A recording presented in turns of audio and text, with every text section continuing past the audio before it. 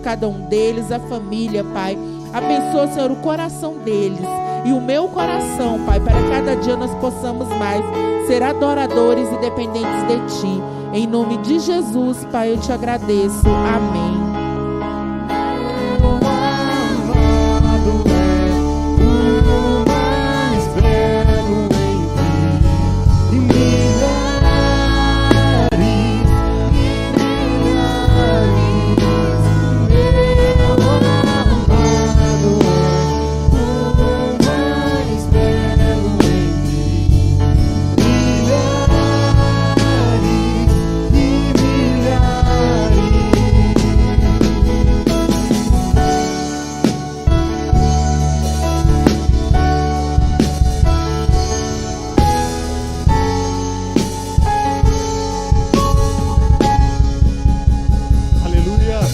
Glória a Deus. Aleluia. Graça e paz, amada igreja do Senhor. Vocês estão bem? Estão felizes nessa noite? Amém, glória a Deus. Meus amados, para quem acompanha aí a roda de leitura, amanhã o encontro será na casa do irmão Estevão, na rua 10B, ele até colocou lá no grupo lá da maturidade, ele colocou a localização e o endereço, né? Aqueles que volta e meia participam, amanhã será na casa dele em função do evento, né, dos acontecimentos que haverá aqui amanhã. Amém? Amanhã às 20 horas lá. Meus amados, eu quero compartilhar com vocês hoje uma passagem bastante conhecida que está no livro de Lucas, capítulo 10. Deus te abençoe, meu irmão. Capítulo 10, a partir do versículo 25, nós vamos compartilhar a parábola do bom samaritano. Lucas 10, a partir do versículo 25. Eu tenho certeza que você já ouviu por diversas vezes essa passagem, mas eu tenho certeza também que sempre que nós lemos a Bíblia, sempre que nós meditamos na palavra do Senhor, Deus tem algo novo a falar nos nossos corações. E tenho a certeza que não será diferente essa noite.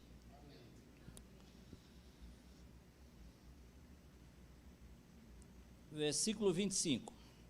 Certa vez, um advogado da lei levantou-se com o propósito de submeter Jesus à prova e lhe indagou: Mestre, o que preciso fazer para herdar a vida eterna?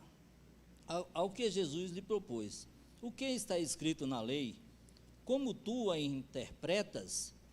E ele replicou: amarás o Senhor teu Deus de todo o teu coração, de toda a tua alma, de todas as tuas forças e com toda a tua capacidade intelectual, e amarás o teu próximo como a ti mesmo. Então Jesus lhe afirmou: respondeste corretamente, faze isto e viverás. Ele, no entanto, insistindo em justificar-se, questionou a Jesus: mas quem é o meu próximo? Diante do que Jesus lhe responde assim: certo homem descia de Jerusalém para Jericó, quando veio a cair nas mãos de alguns assaltantes, os quais, depois de lhe roubarem tudo e o espancarem, fugiram, abandonando-o quase morto. Coincidentemente, descia um sacerdote pela mesma estrada. Assim que viu o homem, passou pelo outro lado. Do mesmo modo, agiu um levita. Quando chegou ao lugar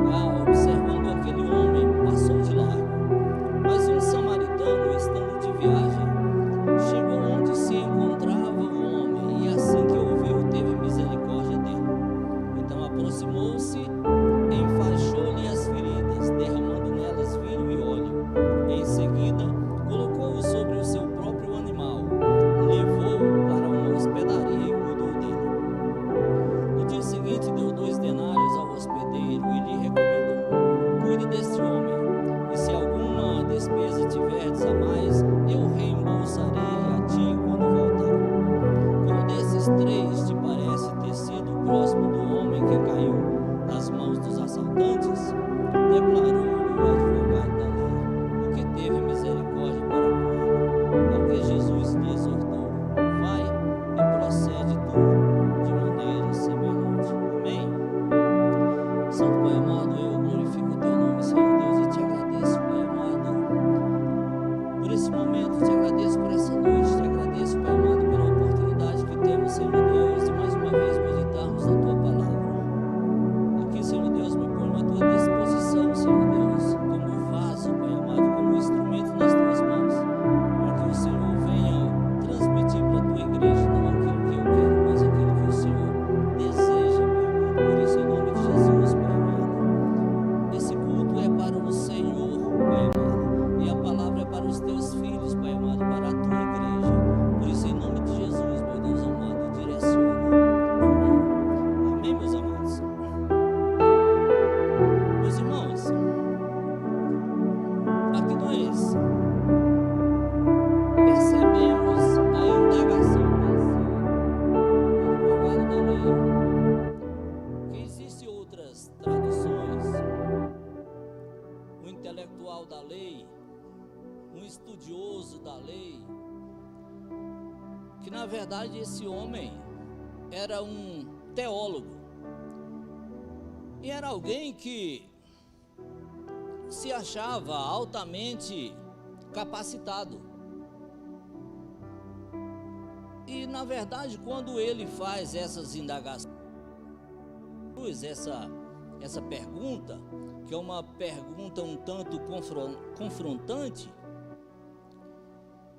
na verdade ele tenta ouvir de Jesus, ele tenta fazer com que Jesus lhe responda aquilo que ele quer ouvir. Ele tenta fazer com que Jesus traga-lhe as palavras que de alguma forma o tornasse exaltado, ou o tornasse em evidência por ser alguém que conhecia os preceitos da religião, os preceitos da lei. Mas percebam, meus irmãos, que a pergunta para um advogado da lei, para alguém que conhecia exatamente os pormenores da lei, conhecia os detalhes, a pergunta era tão óbvia, a resposta era tão óbvia para essa pergunta, que é mais ou menos como se um professor de matemática perguntasse para alguém quanto que são 2 mais 2. Tão óbvia que era essa pergunta desse advogado da lei, querendo que Jesus o respondesse certamente com as palavras que ele gostaria de ouvir. Mas percebam que Jesus, cheio da ciência, da sua sabedoria, Jesus não dá uma resposta para aquele advogado da lei. Pelo contrário, Jesus faz com que ele dê a resposta para a sua própria pergunta. Jesus lhe responde com outra pergunta. Quando ele pergunta: mestre, no versículo 25, parte B, mestre, o que preciso fazer para herdar a vida eterna?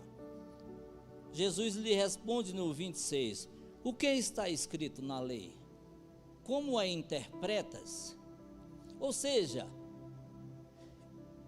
ele sabia o que estava escrito na lei e também conhecia a interpretação, sabia exatamente o que precisava para herdar a vida eterna, mas ele queria ouvir de Jesus. Mas Jesus, ele não lhe responde, como disse, ele faz com que aquele perguntante, aquele advogado da lei, ele dê a resposta para a sua própria pergunta. Jesus lhe responde com outra pergunta. Jesus, conhecendo e sabendo o que ele queria ouvir, ele queria ser exaltado, ele queria que Jesus dissesse: olha, você, é exatamente isso que você está fazendo, você já está fazendo a coisa certa. Mas Jesus, percebendo a malícia por trás da sua pergunta, Jesus lhe responde: o que está escrito na lei, como é interpretas? E aí Jesus dá a ele a oportunidade ali de ele falar exatamente aquilo que ele sabia. E ele diz, no 27, ele replicou: amarás o Senhor teu Deus de todo o teu coração, de toda a tua alma, de todas as tuas forças e com toda a tua capacidade intelectual, e amarás o teu próximo como a ti mesmo. Essa é a resposta que o advogado da lei dá para a pergunta que ele havia feito para Jesus. Ele acaba tendo que responder a sua própria pergunta. E eu imagino Jesus, eu não sei se vocês já viram um vídeo de eu não sei o nome, ele não é brasileiro, mas tem um youtuber aí que ele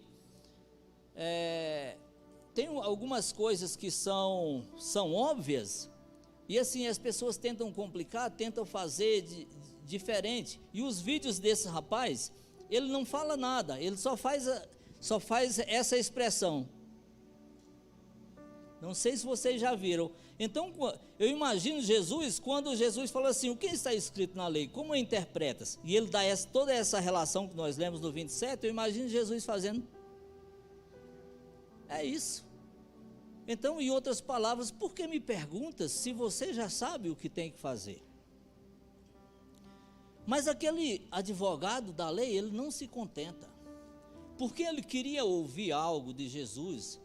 Ele percebeu que ele havia tomado um checkmate, vamos dizer assim, e ele não se contenta com o que Jesus fez com ele. Ele não se contenta, porque aí ele percebeu que Jesus não respondeu a pergunta dele, mas ele próprio respondeu a pergunta que ele havia feito para Jesus. E ele, não contente, ele continua. No 28, Jesus ainda responde, ainda complementa.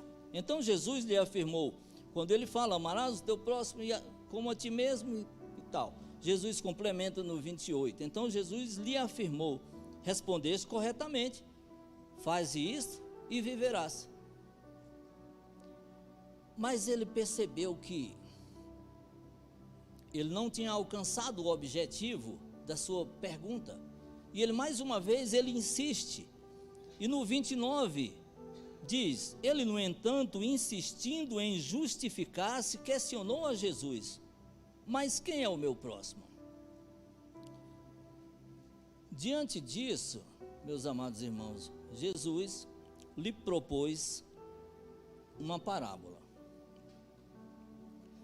As parábolas, meus amados, eram muito utilizadas naquela época, não só por Jesus.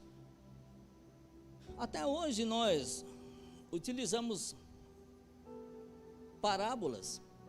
Às vezes a gente nem percebe que está utilizando uma parábola, está criando uma parábola, mas às vezes nós fazemos isso.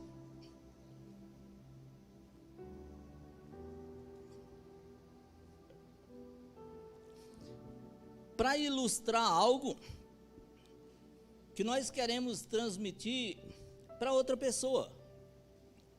Às vezes nós estamos tentando explicar algo para alguém que tem uma certa dificuldade para entender, e a gente lhe propõe uma ilustração. A gente acaba contando uma história paralela, mas de sentido semelhante, para que essa pessoa venha a entender aquilo que a gente quer falar. E Jesus utilizou-se por diversas vezes desse mesmo mecanismo, que era peculiar naquela época, naquela região também. E Jesus lhe propõe uma parábola, e conta a parábola do bom samaritano, que nós acabamos de ler. E Jesus, respondendo a pergunta dele, mas com outra pergunta, onde ele lhe havia feito, no versículo 29, onde ele diz: mas quem é o meu próximo? Não satisfeito com a resposta de Jesus, Jesus lhe propõe uma parábola, e no 36 Jesus lhe responde dizendo: qual desses três te parece ter sido o próximo do homem que caiu nas mãos dos assaltantes? Ou seja, mais uma vez, Jesus não dá a resposta que ele queria ouvir de Jesus, mas Jesus lhe propõe uma parábola, onde conta ali uma história, onde havia um homem caído às margens da estrada, e passando ali um sacerdote, não o socorreu, passando ali um levita, não o socorreu, mas passando um samaritano, esse o socorreu. E Jesus no 36 lhe diz: qual desses três te parece ter sido o próximo do homem que caiu nas mãos dos assaltantes? Declarou o advogado da lei no 37, o que teve misericórdia para com ele. E Jesus diz, ao que Jesus lhe exortou: vai e procede tu de maneira semelhante. Ou seja, mais uma vez, o advogado da lei teve que dar resposta para a sua própria pergunta. Quem é o meu próximo? Perguntou ele. Jesus contou-lhe uma parábola, diz: quem te parece ser o próximo do homem que caiu nas mãos dos assaltantes? Jesus mais uma vez lhe responde com outra pergunta. Ele diz: o que teve misericórdia. Mas ele não disse o samaritano. Porque mesmo sabendo, meus amados irmãos, quem havia feito o bem, quem havia se preocupado com aquele homem desconhecido, foi um samaritano. Mas uma das orações dos judeus, nas sinagogas, no templo em Jerusalém, era para que os samaritanos não tivessem parte com Deus na eternidade. Imagina, meus amados irmãos, que ódio tamanho, alguém orar a Deus para que outra pessoa não alcance a vida eterna, não tenha vida com Deus. Essa era uma das orações dos judeus, dos religiosos. Mas, meus amados, quando Jesus está falando ali para esse advogado da lei, certamente ali existiam muitos outros religiosos, muitas outras pessoas conhecedores da lei, que ali estavam a ouvi-lo. E essas pessoas, eles não tinham a mesma dificuldade de entender, de interpretar aquilo que Jesus estava falando, porque aquilo era conhecido deles, aquilo era algo cotidiano, algo que eles viviam todos os dias. Hoje nós temos dificuldade de entender algumas coisas, algumas maneiras de falar, algumas frases que foram colocadas naquela época. Por mais que a tradução tenha chegado até nós temos dificuldade de entender diversas passagens. Tudo isso porque nós não somos daquela região, nós não pertencemos àquela cultura e nós também não vivemos naquela época. Então, alguns estudiosos trazem algumas coisas de alguma forma que acaba ficando mais clara para que nós compreendamos, e faz-se necessário para que nós venhamos entender uma passagem como essa. Porque quando nós lemos que passou um sacerdote e passou de largo, aquele sacerdote não socorreu aquele pobre homem caído. Depois passa um levita e procede de igual modo. A primeira coisa, desse ponto de vista grosseiro, sem estudarmos as entrelinhas, sem buscarmos o entendimento de como funcionava naquela época as coisas, a primeira coisa que a gente faz é tacar pedra no sacerdote.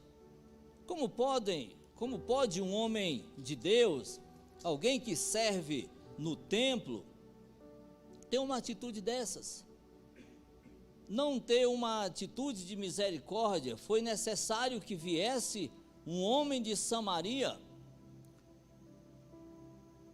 em socorro desse pobre homem que, pela localização onde ele estava, provavelmente era um judeu, o que leva-nos a entender quando Jesus pergunta, quando o advogado da lei pergunta quem é o meu próximo, Jesus lhe profere uma parábola, o que nos leva-nos a entender que o sacerdote e o levitas, eles eram muito mais próximos daquele homem caído do que um samaritano.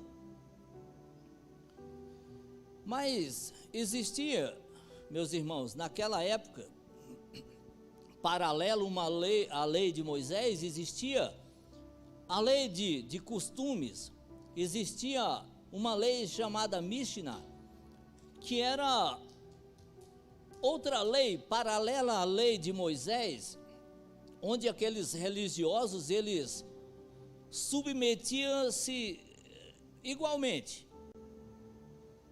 Essa lei de costumes.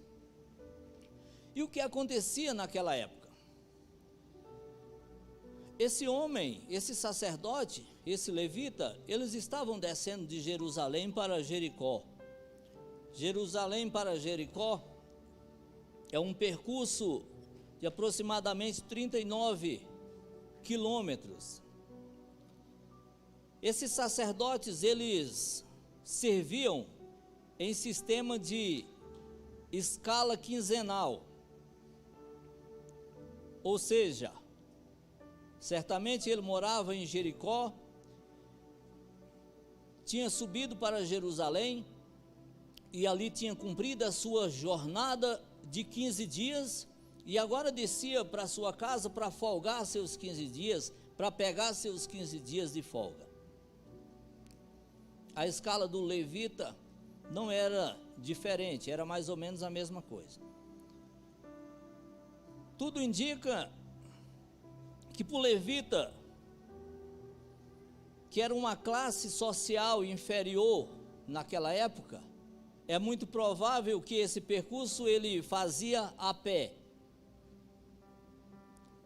O sacerdote, por já ter uma condição um pouco melhor, é provável que ele andasse a cavalo. Mas a lei dizia, na lei de Moisés, no livro de Levítico, se eu não estiver equivocado, no capítulo 21,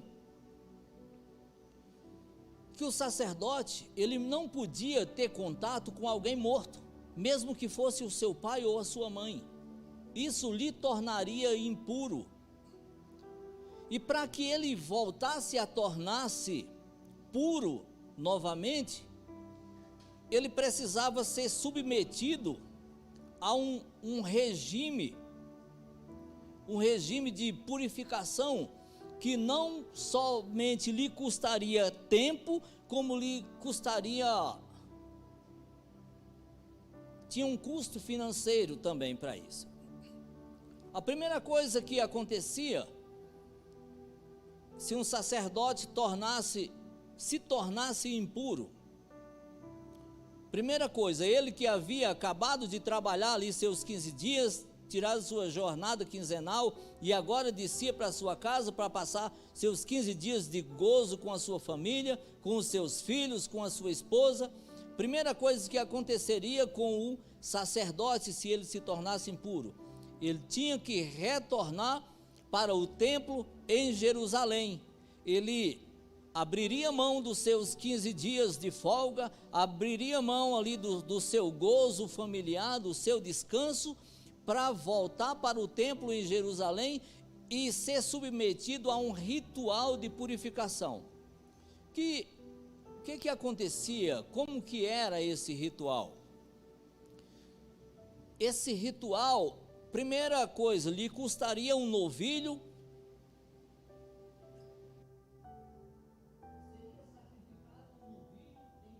sua purificação. E durante esses 15 dias, durante todo esse processo, o que acontecia? 3 vezes ao dia, ele ficava ali permanentemente no templo, e durante 3 vezes ao dia soava um gongo no templo. Toda vez que soava um gongo, que o gongo soava, aquele sacerdote tinha que ir para a porta do templo, e ficar exposto lá para as pessoas que ali passavam e que ali doavam ali os seus animais para serem sacrificados, as pessoas ficarem apontando: olha o impuro aí, olha o impuro aí, esse aí que é o sacerdote, esse impuro. Isso era uma das coisas que acontecia naquela época. Isso por 3 vezes ao dia durante os 15 dias. Vencido esses 15 dias, o processo da purificação restabelecido, tinha acabado o seu período de gozo e já entraria no seu período de trabalho normal. Então, quando nós fazemos esse apontamento, de nenhuma forma aqui sem diminuir em nada a atitude louvável do samaritano, mas quando nós fazemos esse apontamento ao sacerdote, normalmente nós não temos conhecimento daquilo que lhe aconteceria. E muitas vezes, meus irmãos, nós, na nossa vida cotidiana, secular, muitas vezes nós apontamos o defeito do nosso irmão, da nossa irmã, do nosso colega de trabalho, do nosso chefe, mas muitas vezes nós não conhecemos o sistema a que tal pessoa é submetido. Muitas vezes nós não conhecemos ao regime que aquela pessoa precisa cumprir. E quando nós fazemos isso, é a mesma coisa quando nós lemos essa passagem e atiramos pedra no sacerdote.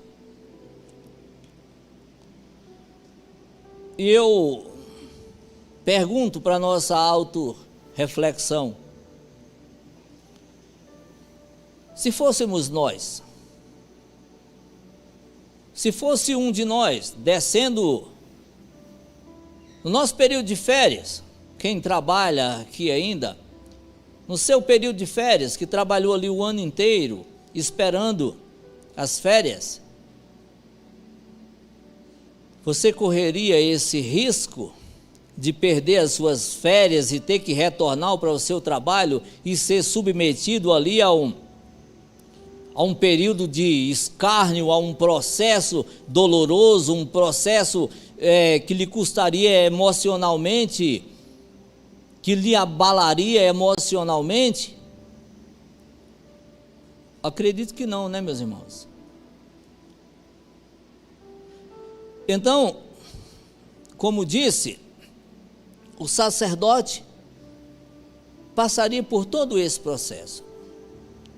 E o levita, mesmo sendo submetido a um processo de rigor de caráter menor, mas não era muito diferente. Também tinha as suas particularidades e também tinha as suas dificuldades. E a outra coisa é que se o levita andava a pé, ele pouco podia fazer por aquele homem. Ele preferiu não arriscar. Mas Jesus, aqui, falando, respondendo para aquele advogado da lei, e certamente também transmitindo essa mesma mensagem para aquele público, em outras palavras, Jesus estava dizendo: esse é o peso, não só da lei, mas desses costumes. Porque aqueles religiosos chamados por Jesus de sepulcros caiados, que são túmulos, né, que por fora bonitos, perfeitos, mas podres por dentro. Jesus, em outras palavras, estava dizendo exatamente isso. Olha, vocês aí cheios dessa religiosidade, mas estão com o coração apodrecido, com o coração endurecido, e não consegue enxergar quem é o seu próximo, não consegue enxergar um palmo à frente do nariz. Ou seja, no entendimento daqueles religiosos, daqueles judeus, próximo deles, certamente, se fosse um outro judeu, e provavelmente se fosse do seu naipe de classe social, e muitas vezes, meus irmãos, nós esbarramos nessa mesma questão, porque muitas vezes nós esbarramos em situações aí na rua de pessoas necessitadas, de pessoas que precisam do nosso apoio, precisam de um auxílio e até mesmo de uma ajuda financeira. E muitas vezes a primeira coisa que a gente faz quando olha para a pessoa, fala: esse não é o meu próximo. Se fosse um irmão lá da igreja que estivesse precisando, eu ia ajudar, mas esse aqui que está sentado na calçada aqui da padaria, na calçada do bar, esse não precisa da minha ajuda, esse eu não vou ajudar. Às vezes a gente procede de igual modo, assim como aquele advogado da lei diz: quem é o meu próximo? Porque ele não entendia, ele não via aquele samaritano como sendo um próximo dele. Sabe quem é o teu próximo, meu irmão? É aquele que necessita de você. O teu próximo é aquele que Deus colocou na tua frente para que você use de misericórdia para com ele, para que você use de bondade para com ele. E o próprio Jesus disse: quando fizeres a um desses pequeninos, é a mim que estás fazendo. Então, meus amados irmãos, quando nós usamos de bondade para com alguém, esse bem nós estamos fazendo é para Jesus. Nós estamos permitindo ser usados por Deus, nós estamos permitindo ser instrumentos nas mãos de Deus para fazer o bem, para cumprir aquilo para o qual Deus nos escolheu para fazer, para cumprir aquilo para o qual Deus nos separou para fazer. Muitas coisas, meus irmãos, só quem vai ver é você, só quem vai ver sou eu. Coisas que Deus muitas vezes mostra para você, não vai mostrar para mim, ou não vai mostrar para ele ou para ela, e assim por diante.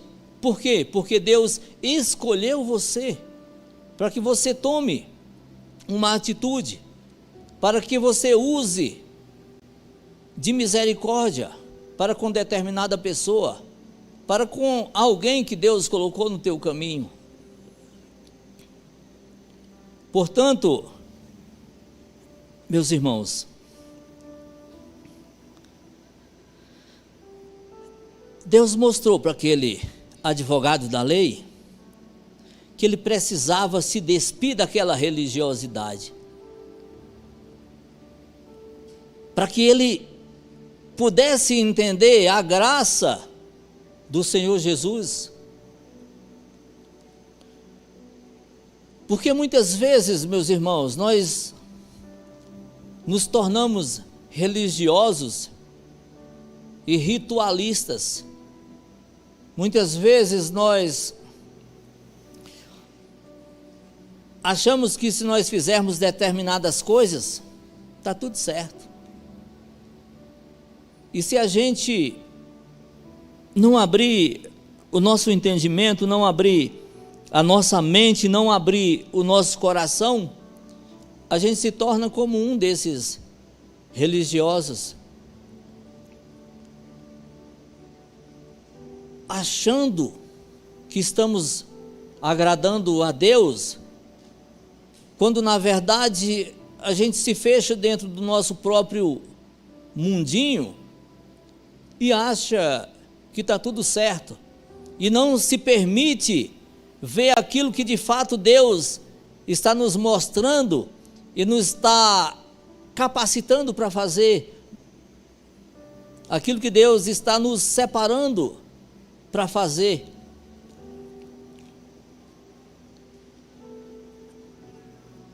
Outro jovem, uma passagem bem conhecida do jovem rico,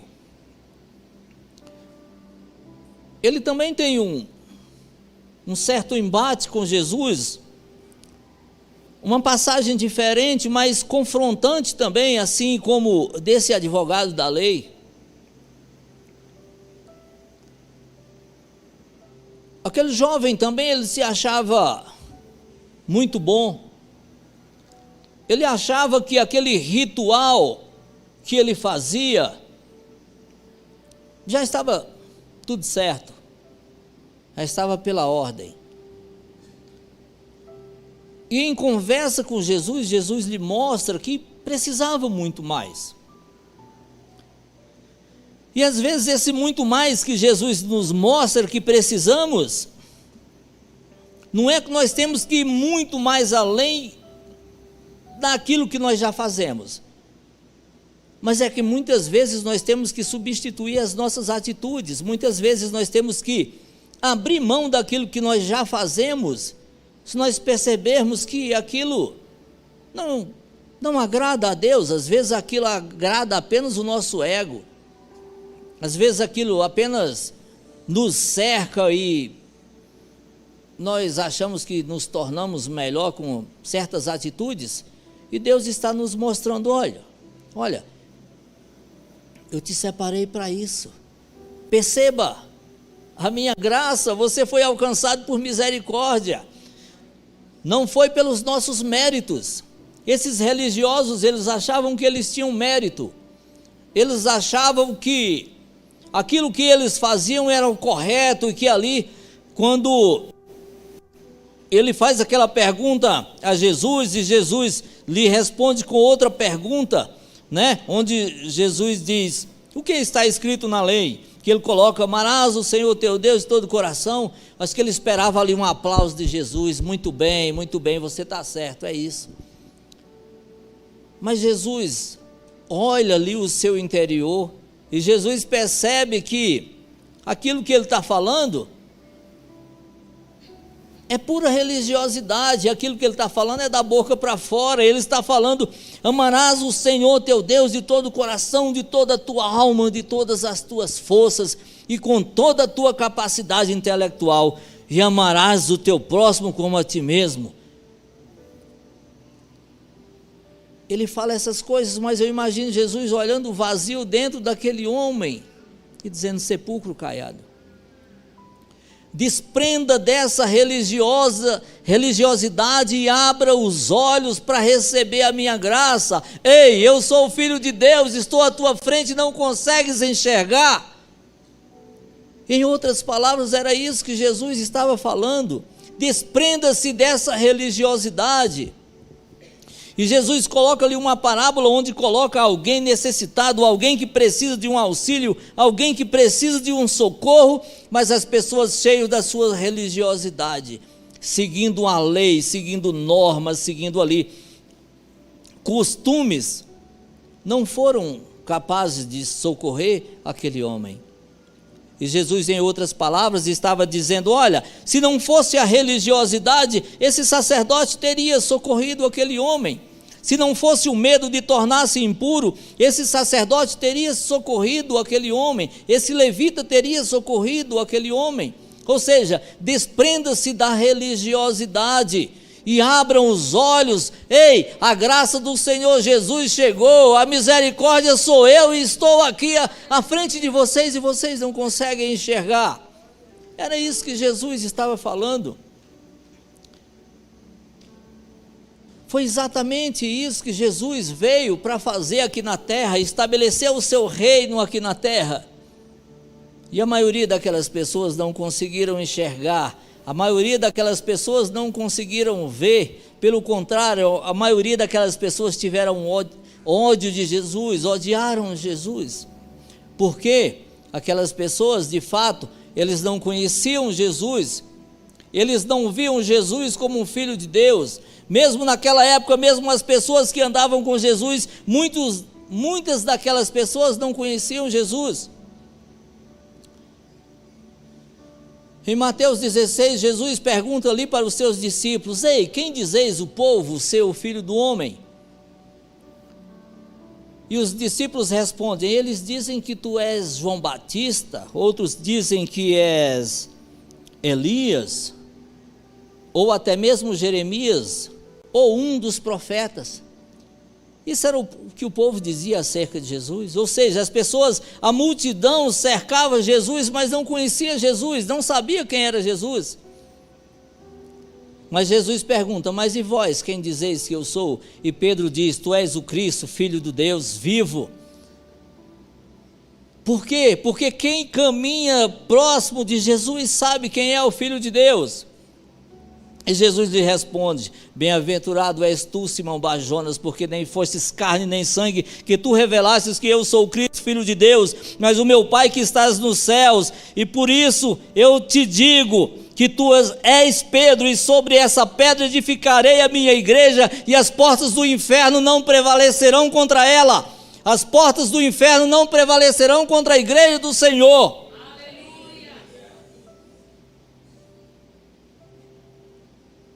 Certa vez Jesus caminhando, com uma multidão de pessoas em sua volta, e uma mulher que tinha um fluxo de sangue havia 12 anos.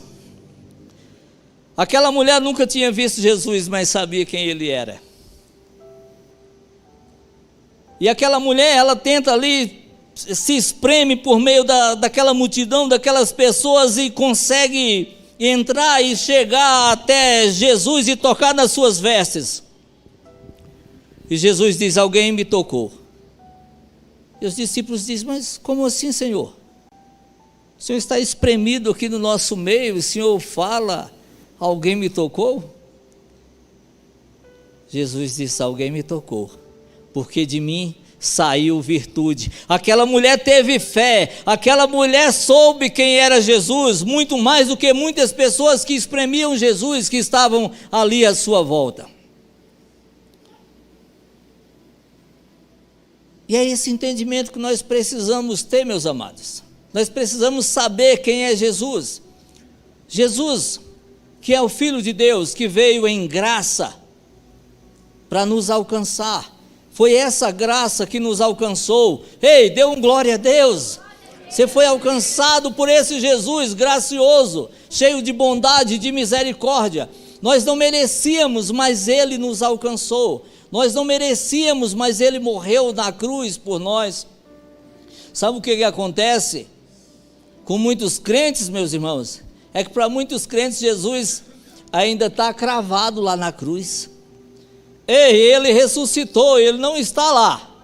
Jesus ressuscitou por mim e por você.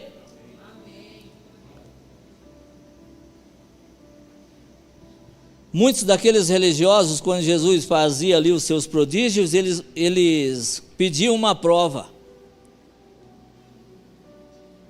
Eles queriam uma prova, eles queriam um sinal. Nos dê um sinal para que nós possamos crer no Senhor. Me dê um sinal para que nós possamos crer em Ti. E Jesus diz: nenhum sinal lhe serás dado, a não ser o de Jonas, que permaneceu 3 dias e 3 noites no ventre do peixe. Assim eu também permanecerei no coração da terra. Esse era o sinal. Mas muitos não creram. E muitos creem em outras divindades, mas você quer ver uma prova? Se formos aí pelo mundo, alguns creem que Gandhi foi um deus, lá na Índia. Alguns creem em Maomé, acham que ele foi um deus. Alguns creem, lá na minha terra, no Padre Cícero, Romão Batista. Mas Jesus lhes falou qual seria o sinal de Jonas. Você quer ver uma coisa? Se formos ao túmulo de Gandhi, os restos mortais dele estão lá. Se formos ao túmulo de Maomé, os restos mortais dele estão lá. Se formos no Juazeiro do Norte, ao túmulo do Padre Cícero, os restos mortais dele estão lá. Mas se formos no sepulcro de Jesus, ele não está lá, ele ressuscitou. Você quer uma prova maior do que essa? Esse é o nosso Deus, é o nosso Jesus, o Jesus que nós cremos, o Jesus de Nazaré, o Jesus que morreu cravado numa cruz.